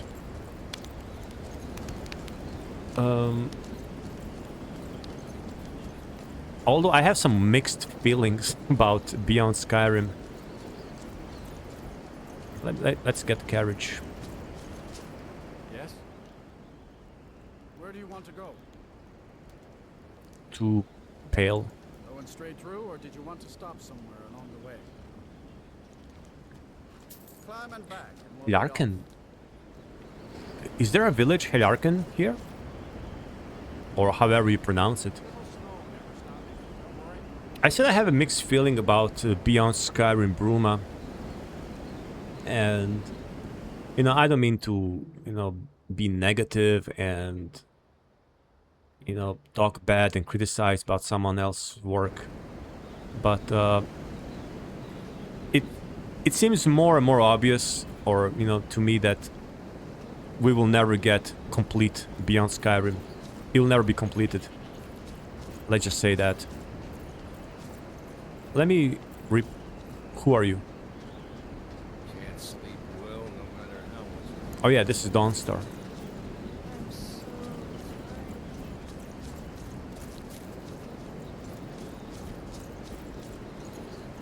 Divine sakes. Who do you think we're threatening? Unless you're here to solve this nightmare problem, I don't need you. I had this note. What's this? Oh, that's right. The timbers from Angus Mill. I swear, that area and her men would make fine storm-cloaked recruits. What about your family? Pity we can't spare the lumber to conscript them. Here, take this. For your time and all that. Can't say there was. My parents died when I was young. That's right. Dawnstar. My Dawnstar is plagued with nightmares. I haven't slept properly in days. That priest of Mara who came here before you says the divines will cure us. Well, until they do, I don't have any business to discuss with outsiders. All right. Don't bother me again unless it's important. So dark.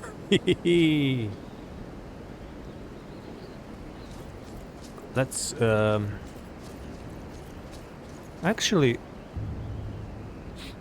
our target is here, right? In Dawnstar. Maybe now it's the perfect time. Let me see. I have a ring. Ring of minor assassin. I don't care about it. I have to use the compass because there's no way I can see anything here. Really, bro? I have no idea where I'm going. Dude.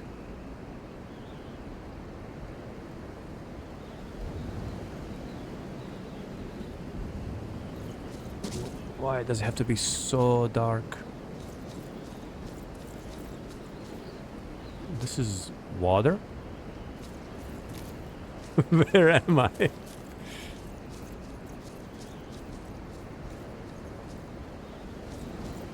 Oh.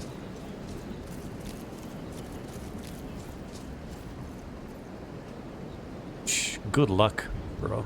Good luck with this.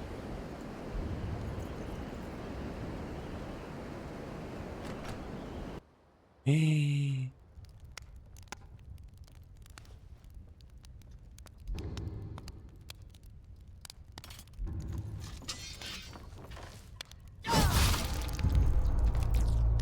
No witnesses, huh?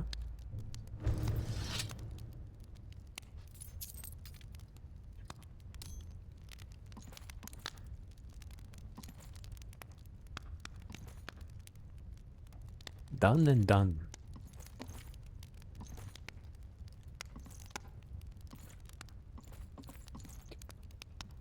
Oh yeah.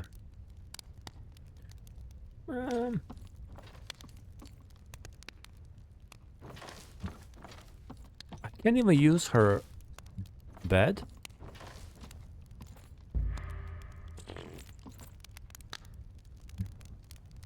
Whatever. Let's stay overnight.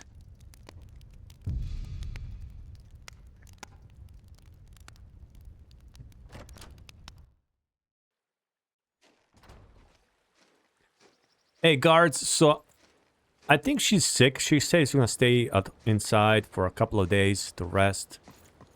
Just let it be. Give her some time. Now. Those snowbacked Imperials renowned Everstead. Do I have a book for these people? Let me see. Let me see.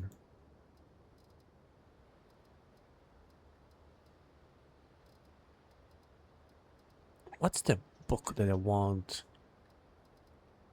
I guess it's not here. Whatever.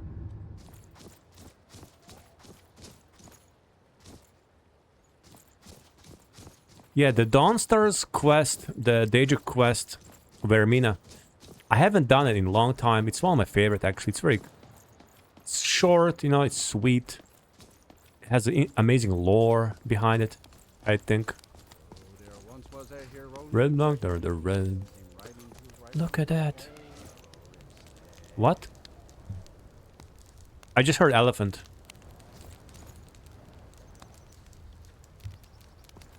Did I just hear some... I swear I heard elephant, whatever. So many refuse to talk to us. They call us thieves and smugglers. I am glad to see that you are not such a one. Yes. Take a look. Akari. Okari. This frostbitten Spriggan mask, I'm gonna keep it.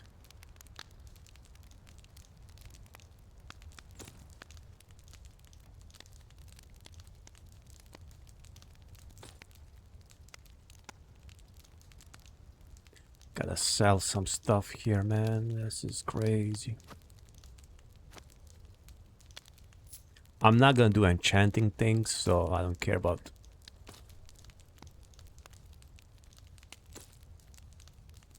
That. Need gold.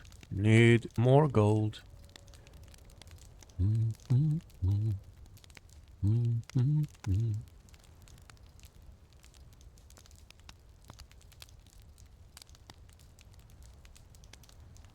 Why do I have dwarven oil? Okay. Never mind. Let's see. What do you have, Akari?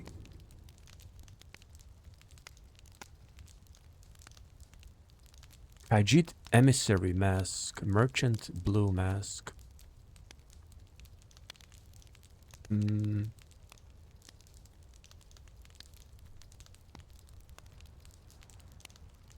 Okay. I mean, it's not bad. It's fine. May your road lead you to warm sands. Let's go to Iverstead. Yeah, Iverstead. Need something? That's gonna be easy. The Ralphie Want to go? is really just the rift. Going straight through, or did you want to stop somewhere along the way? Iverstead. Climbing back, and we'll be off. All right. I like this little tour around Just Skyrim. sit back. This won't take long. Yeah, just a couple of days, probably.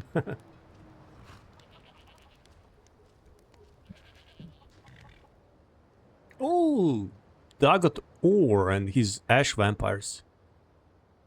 Man. All right, let's see. Wow, I really love this Iverstead.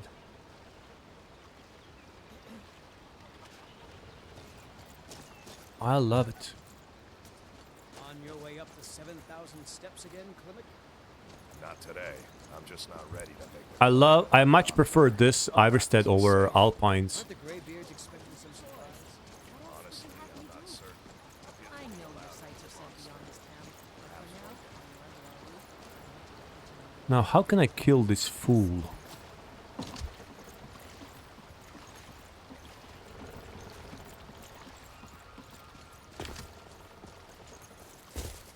Man, Iverstead looks fresh. Beautiful. Oh my goodness. Beautiful. Narfi, where are you? There once was a Narfi.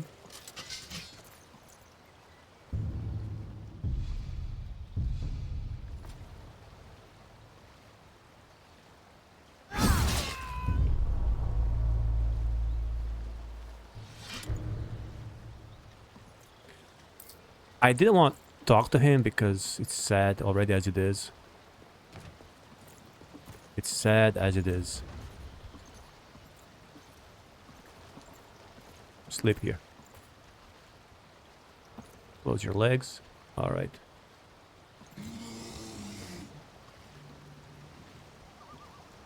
All right. Comfortable? Yes. These bears sound like demons from the ninth circle of hell. That's it, right?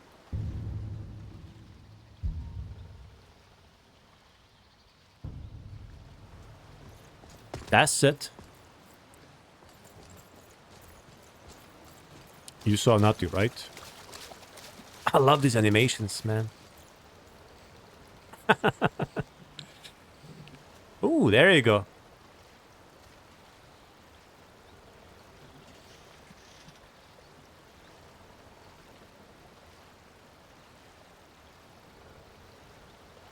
But Iverstead looks gorgeous. You see how even there's like a no road? Maybe this is like only like a little bit unrealistic, because this should be more cleared up, because people are walking. You wouldn't have all this grass, you know. Looks abandoned almost. Kind of overgrown.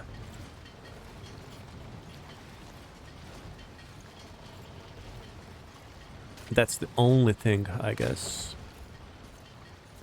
But yeah, Ivor still looks great. Alright, let's go report back to Nazir and end today's episode. We are doing the Dark Brotherhood. Please tell me there's a carriage.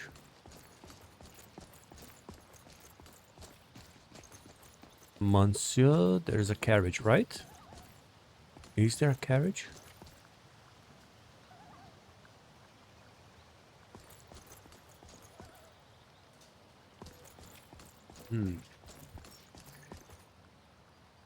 There's no carriage.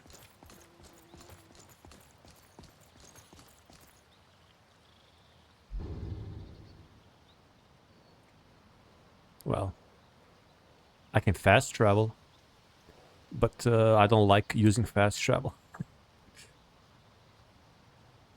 Well, I guess we'll go back in the next episode then, slowly. Maybe I'll just walk through here. That's interesting. I thought there's a fast travel from Iverstead. Not even via boat. Oh, there. Yeah, there should be a boat to Riften.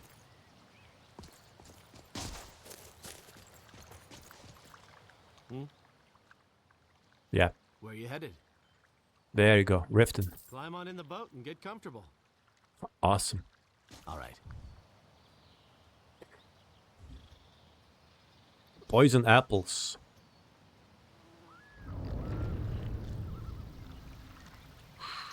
Ooh, Riftens. Wow.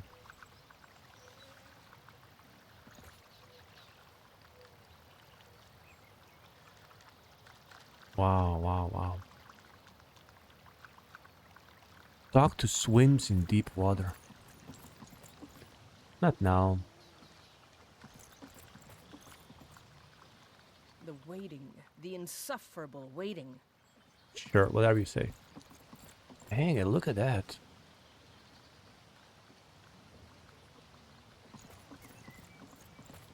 The purple roofs, right?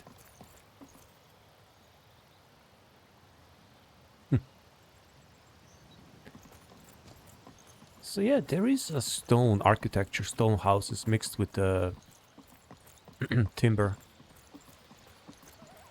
Oh, is this mall? Yeah, I'm not very familiar with this part of Rift. It's very nice. It's very cozy.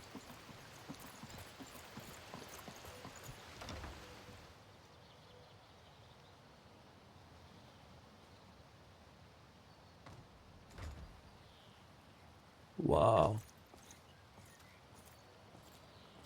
Why does the Riften look so different? Is it because I haven't seen the broad daylight, or... Make love like a saber cat, or crush your enemies to dust like a giant. Only a mere... Wow.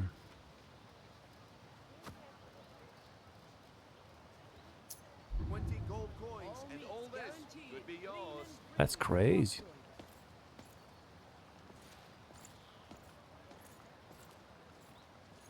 I still have to join the Thieves Guild. We just need to do a lot of thieving and pickpocketing before this guy approaches us. What did... Don't miss out. Purchase a bottle of my genuine farmer blood elixir. Only 20 septims each. Don't miss out. Purchase a bottle of my genuine farmer blood elixir. Only 20 septims each. So nice.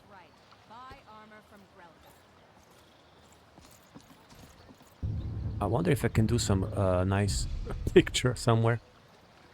Make love like a saber cat, or crush your enemies to dust like a giant. Only a mere 20 gold coins, and all this could be yours. Jewelry, legendary Argonian Vegetables as crisp as a winter's morning.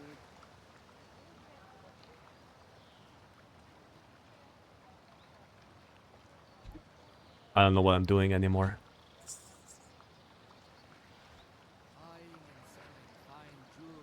Learn a library's worth of knowledge in moments, or grow back that missing limb with my genuine farmer blood elixir. Let's... Who is this? Grelka. Grelka, how fast can you get your hands on some longbows? I don't usually deal in weapons, but I know someone who can get them for me.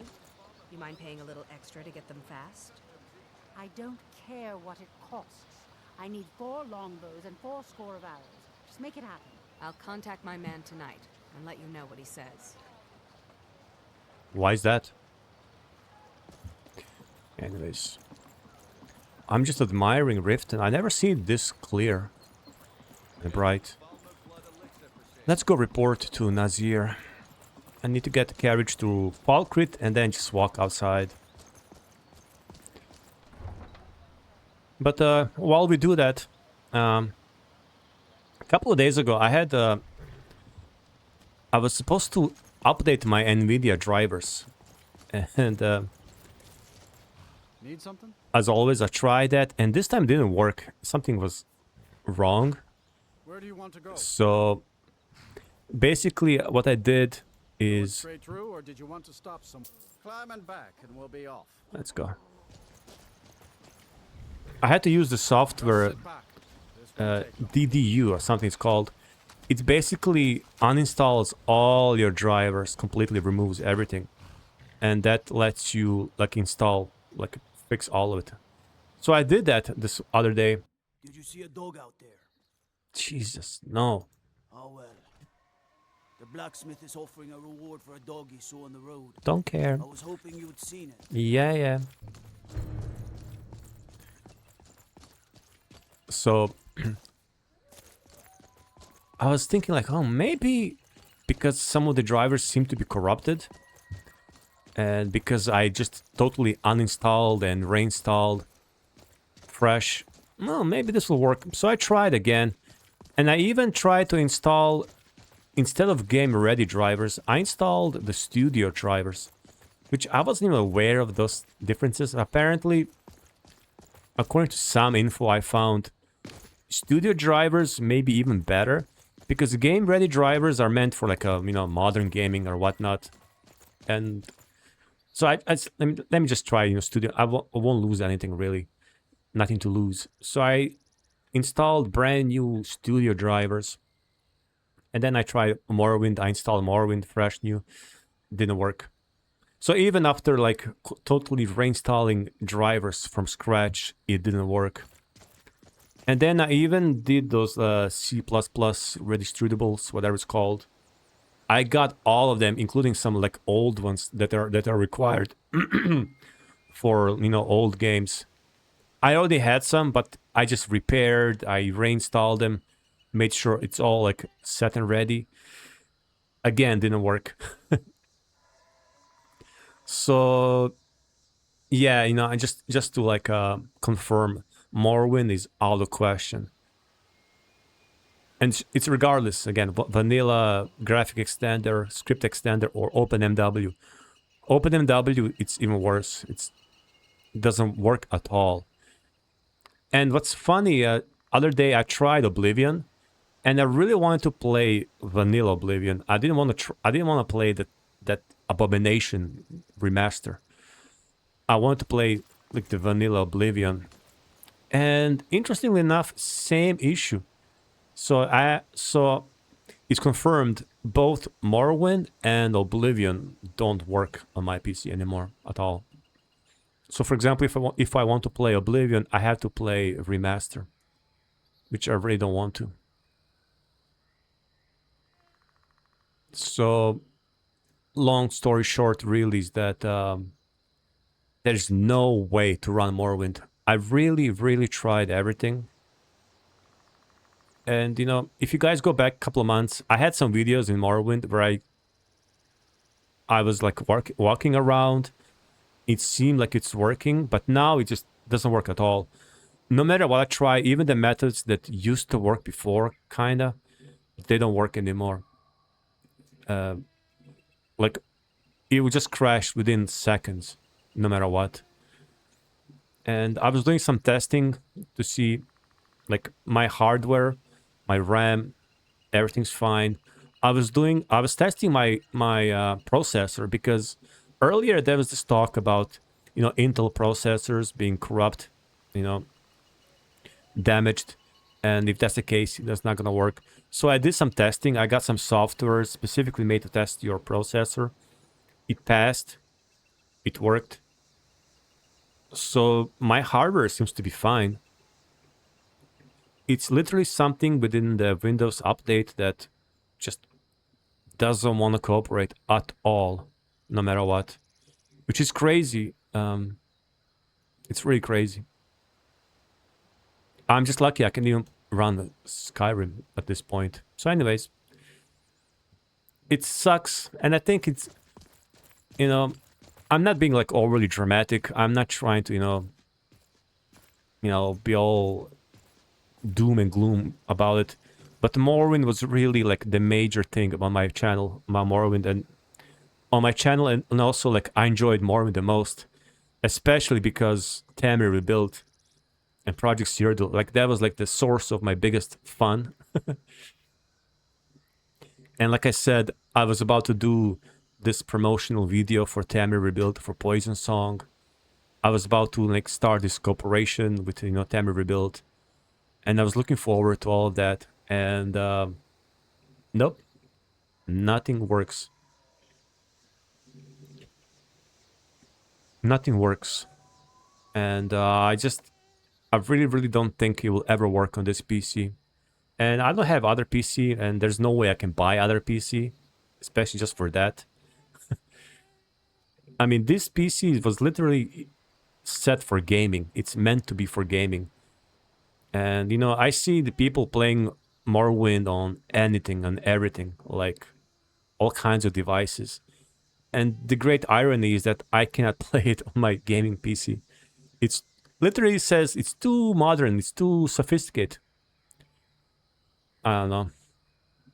It's such a, you know, bummer. I just have to deal with it, really. So, anyways, let's go report.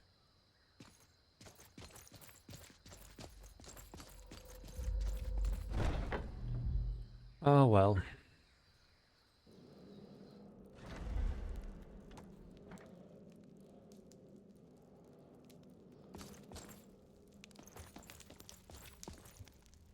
We got all three of them. I think Nazir is down here. Got the Night Mother is mother to all. It is her voice we follow, her will. Would you dare risk disobedience? And surely punishment? Keep talking, little man, and we'll see who gets punished. Oh, be quiet, you great lumbering lapdog. The man has had a long journey. You can at least be civil. Mr. Cicero, I, for one, am delighted you and the Night Mother have arrived. Your presence here signals a welcome return to tradition. Oh, what a kind and wise wizard you are! Sure to earn Our Lady's favor. The Night Mother are of course welcome here, Cicero. And you will be afforded the respect deserving of your position as keeper. Understood, husband? Oh, yes, yes, yes! Thank you, thank you, thank you! But make no mistake, I am the leader of this sanctuary. My word is law. Are we clear on that point? Oh, yes, mistress! Perfectly! You're the boss! I heard about there you are. Good. I was done speaking with that muttering fool anyway. We've got some business to discuss. Contract? I do indeed. Oh. You must go to the city of Markarth and speak with the apothecary's assistant. You'll probably find her in the Hag's Cure when the shop is open. The girl's been running her mouth. Wants an ex-lover killed. She's apparently performed the Black Sacrament. Oh. Her name is Muiri. I know her. I need you to talk to her, set up the contract, and carry it out. Anything else? Just do whatever the contact wishes. Be professional, represent us well, and get the job done. Since it's your first contract, I'll let you keep whatever Muiri pays. She'll be generous, I'm sure. They always are. Oh, look at this guy. First time seeing Cicero outside that event, outside Whiterun, you know. So there's some kind of like a power dynamic going on between Cicero and Astrid, and Astrid's husband doesn't like him, and there's this old guy, and the girl, she's, I think she's supposed to be a vampire, the little girl. Let me find Nazir first. Nazir, where are you?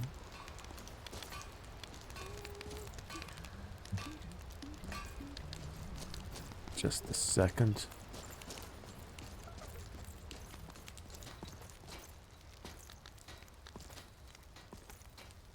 Festus Cracks. I haven't talked to any of them still, Babette.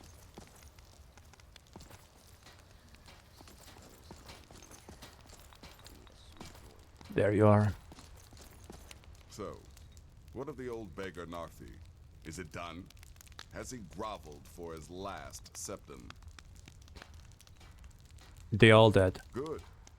And I hope you were careful in that lumber mill.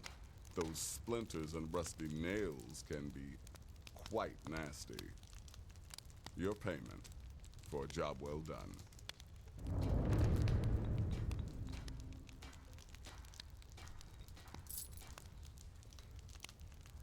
400 septims. Good. Betil is dead too. Of course she is. I hear the mining business is extremely cutthroat. And those hours, the murder. I could do this all day. Here's your payment. Thanks. And the Narfi is dead. Congratulations. You slaughtered an emaciated beggar in cold blood. You are truly an opponent to be feared. Here's your payment. Good. Do you have any more contracts? I'm sorry, I don't. Come see me again later. All right. Your lettuce exploits But let me ask you something first. Wait, come here. Still here? What's the matter? Can't handle what I'm throwing your way? I want to ask him about his thoughts on Cicero and the Night Mother. I don't like mimes, minstrels, thespians, acrobats, jugglers, troubadours, or tumblers. Flutists give me a headache. I particularly hate jesters. As a rule, I'm also not crazy about the corpses of old women. For the Night Mother, I'll make an exception. But Astrid is the only mistress I serve. But shouldn't they like almost like worship the Night Mother? Like,